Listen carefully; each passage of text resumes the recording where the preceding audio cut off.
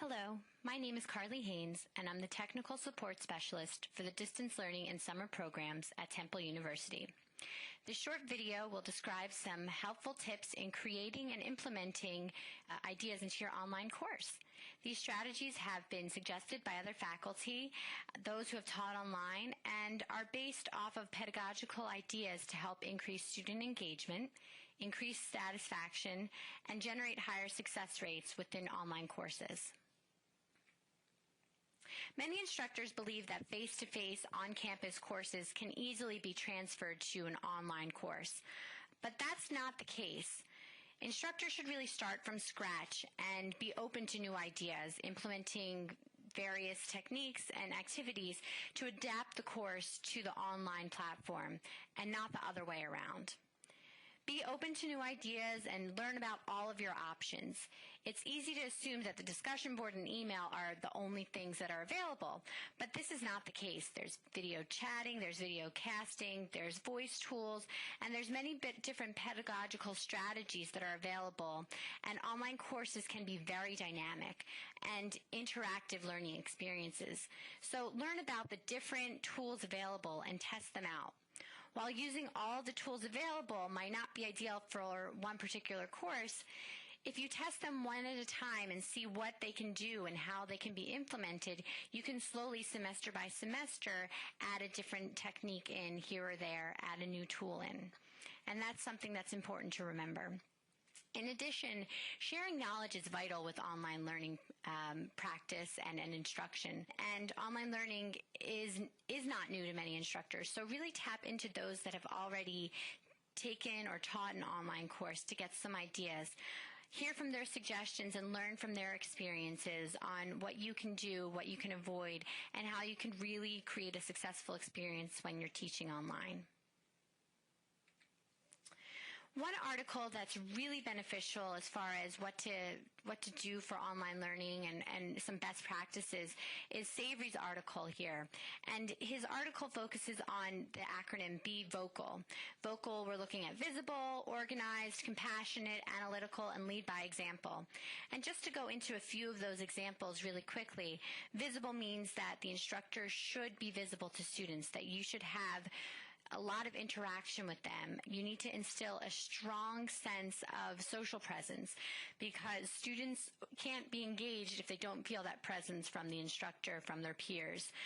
Studies have shown that, and the students really enjoy having that interaction. So that's something to certainly keep in mind. Effective learning has also been correlated to a strong sense of instructor social presence, which involves allowing the student to feel connected and comfortable with the instructor. So really trying to create bonds and interactions with students is going to help them. Certainly trying to understand the course material, the platform, and engaging with everything and everyone. This can be done in a number of ways, and Savory looks at the creation of a personal website or different ways of introducing yourself so that students can really get to know you and get to see the type of person you are so they know when they're interacting with you how to be, what to expect, different things like that. Additionally, responding in a timely fashion, as you'll see later on, can be very important. Making sure that you respond to discussion posts, to emails, keeping the communication open and really visible with them is going to be important. Looking at organized, you want to make sure that all of your assignments for students are organized to a T. You want to make sure that beforehand that the due dates, the readings, everything is clear on the syllabus and that the students can really prepare ahead of time, knowing what to expect for the class. And this way they can regulate their time better. Strategies instructors have used could include you could create a do and don't list of online learning, things to expect, to avoid, to really help them monitor their activities and what to expect in the course. Moreover, you could offer all of your activities in different formats. If you're offering a Word document, offer it as a JPEG or a PDF so that students can access it in different ways in case they have different types of platforms for reading different articles. If you're using a video, have it available in Flash and also available as an MP4. This really creates an accessible course so that students aren't stifled by needing to download an alternate package or software so that they can really jump right into the course and use all of the tools that you have available. Being compassionate. Savory insists that instructors are cognizant of the backgrounds of their students. They're coming from different places, different locations. Some of them have big families. Some of them might, be a student and be, the traditional student age, or some of them might have young children of themselves. So being understanding of where they're coming from, if they're coming directly from work, or what their life is entailing, so you understand exactly how to associate with those students and how to really kind of get into their head and see how you can help them best. In addition, if a student shares personal information, that's wonderful. It's great. It increases that instructor to student presence. But it might be a wise idea to ask if you could share it with the class, because that could increase the social presence between the students to students, so that they feel more engaged with one another. So that's something to keep in mind. The analytical side looks at offering productive criticism for them and offering specific feedback, offering timely feedback can be really helpful. Creating quizzes that can really demonstrate their comprehension of materials is going to be very valuable. While you may allow open notes for quizzes or for tests, it's important that you look at the way you're formatting your ideas and how you're assessing them, so that you're getting the most out of them and making sure that they're comprehending the material accurately. And also, students respond to particulars, so be really specific as far as what the guidelines are, but also what you're expecting. If you want a 12-point font and double spacing, state that clearly so that students know. And then finally, lead by example. Introduce yourself, share your anecdotes, share your education. This will increase the engagement of students and their ability to want to share if you're open and whatnot. So this is something to keep in mind. You set the tone for the course, and if you want students to really participate with one another with you'll need to set that tone for them. In an article by Tremblay, he offers different pedagogical principles for small group work, and small group work has been really wonderful as far as using it for online courses. He notes that these pedagogical principles can be applied to breakout rooms, to videos, to text, to chat, to lots of different ways that small groups can work together. So you want to make sure that you focus on the interactivity of the groups, as I've mentioned before, making sure that they're working hard, working together, that there's open communication. You want to be the advocate for that communication. And you want students to share and provide feedback with one another. This will increase that student social presence that really can help them engage with the material. Prepare the students, let them know, as I've said, what to expect, and on both the technical and the interpersonal side, knowing, what to expect for the technical requirements of the course, but also for the personal side, how they're going to need to mandate their time. You can also, continually strive to improve and change the course.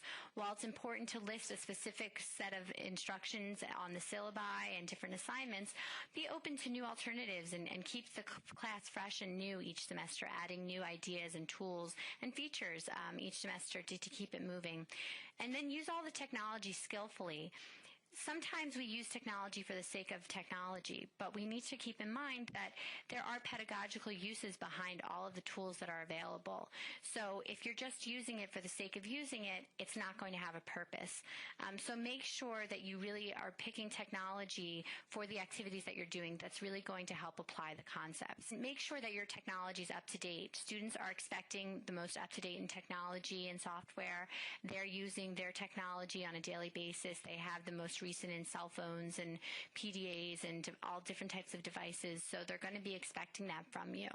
Doesn't mean you have to know it in entirety, but just be open to using it and know that they're going to be expecting it.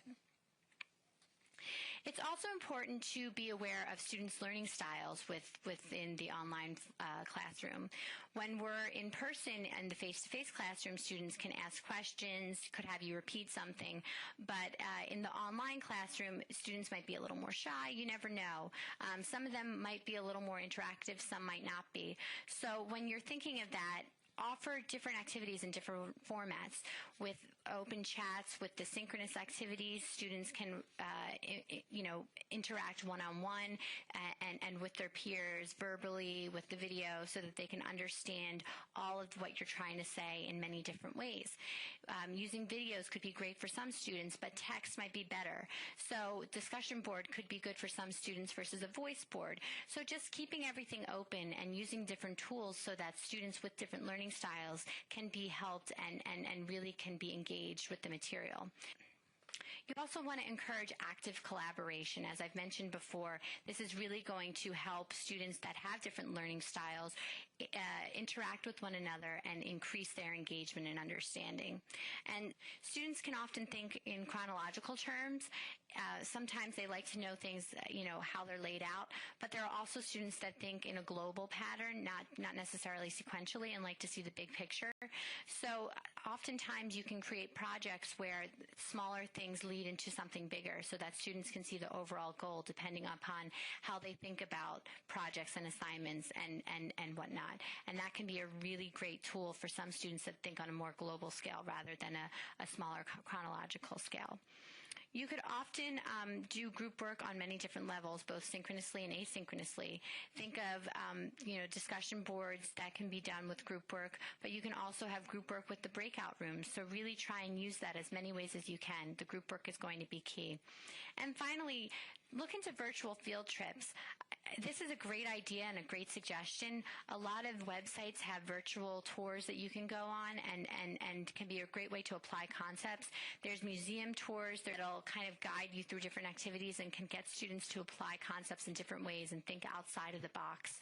So this can be very beneficial. You're on the computer, so use those tools that are available and look for different websites that might be helpful with helping to integrate ideas in a different style. Feedback's also really, really important, and I've kind of skimmed along this topic, but what many of the studies, many students, and many faculty recommend is that timely responses are going to be key. You want to make sure that you explicitly state in your syllabus what your time frame is. So, for example, if you're going to be responding to emails, that students should expect to hear from you between 24 or 48 hours, depending on what you feel comfortable with. They're going to be looking for immediate feedback, so the faster you can respond to them, the better they'll feel. So keep that in mind. In addition, you want to make sure that when students are submitting questions that you're going to encourage those questions. Thank them for asking them and really confirm when you're responding to those questions, whether it's live face-to-face in a virtual meeting, whether it's through an email, that you're actually answering their question. So you can ask them, does this clarify for you? Does this help you? This way students don't feel like, oh, well, why am I going to email or set up another chat if they're not really answering my question fully? So really confirm that you're responding to what they need. You could also, when responding to emails, make sure that you thank them. This is going to be very important because students we want to encourage students to ask questions, to not just kind of do things nilly-willy on their own. We want them to be doing things correctly, and again, it also increases that instructor presence that they have. You could also send frequent reminders about different assignments. This is feedback to them because it's just another note on what to expect, what's coming up, so on and so forth. And you could also communicate through different platforms, whether it's an announcement, whether it's a voice announcement or a voice email. There's the voice board. So there's lots of different places that you could be offering this assistance so that students, when they're looking at the discussion board, they have the ability to see a comment you've posted. Or if they're looking on the announcements page of your Blackboard course, they can see those there as well. And a lot of times instructors have created a forum just for questions. So you could periodically go in there, see what questions students have, and really go into depth in answering them. And other students could respond as well. This could be done as a discussion board, a voice board, various different platforms that could be available to students that you could allow them to ask their questions and get out their ideas. And technology, that's another important aspect of online courses. And a lot of students and faculty might feel a bit of fear or anxiety with this technology.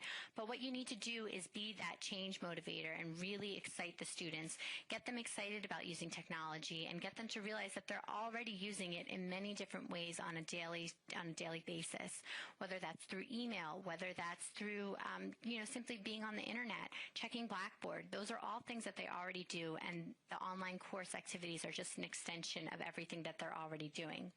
You can also create a technology checklist.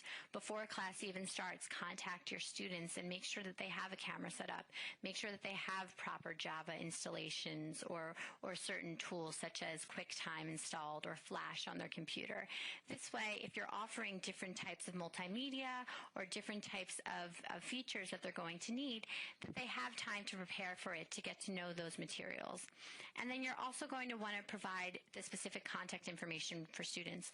Not only your personal contact information where you can be reached if it's a cell phone number, a personal phone number, an email, an office location, but also the contact information of your support of your support team. Depending on if you're using Wimba, Blackboard, WebEx, Adobe, you want to make sure that you're providing the proper information as how students can call after hours to troubleshoot with any problems they might have with one of those tools. And that keeps them, open to understanding that things may happen, and we need to be aware that technology can not work sometimes. So if we have these backup contacts, whether it's just the instructor or someone else that we know, it can really help integrate a really cohesive course for them so they feel comfortable if any situation arises.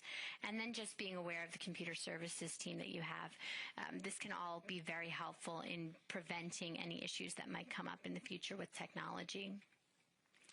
It's a list of works cited here. I really think it would be valuable to go in and just peruse these articles, see what they have to say. And they're listed all under the readings or the suggested readings for this module.